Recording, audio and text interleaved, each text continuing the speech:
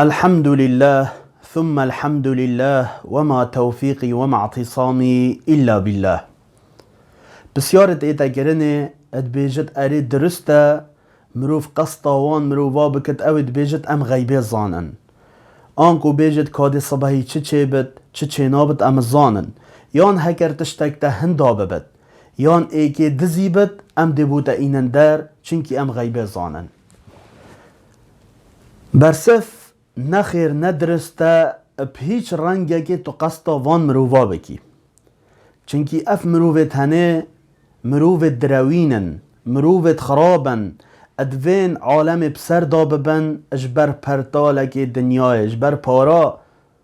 اف مروفت هنه دروینن گوی خوب ده چوا خود تعالی بوتا دیارت کت کاکی غیبه زاند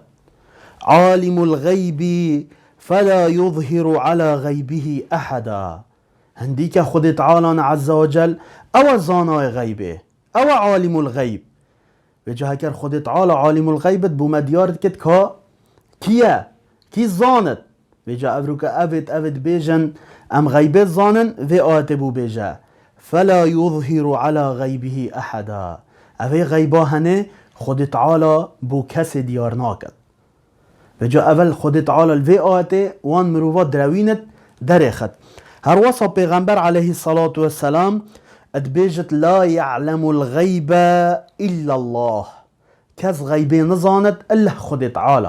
وجه هکر خود تعالی غیبه بزاند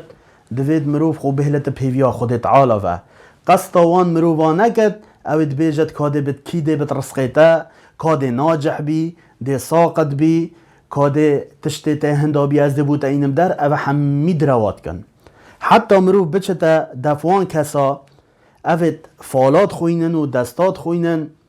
و بیجت که چه تشتی و هندا بیا دبوا اینم داره یعنی خوب غیبت اینن در پیغمبرت بیجت علیه الصلاة والسلام فصدقه بما یقولو یعنی باور بکت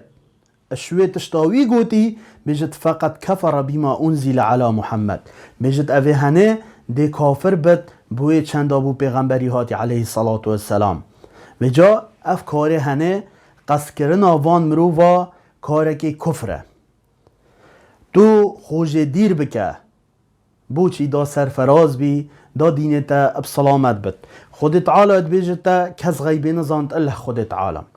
و پیغمبر جی که بیجت علیه الصلاة والسلام و جا دم اود بیجت از غیبه زانم جه باور نکه و بیجه اشتا باور ناکم تو مروفک دروینی و تکلیایی نکه اوه دا بوا دیار بد کونا چه بد مروف قصدا وان مروفا بکد والحمد لله رب العالمين.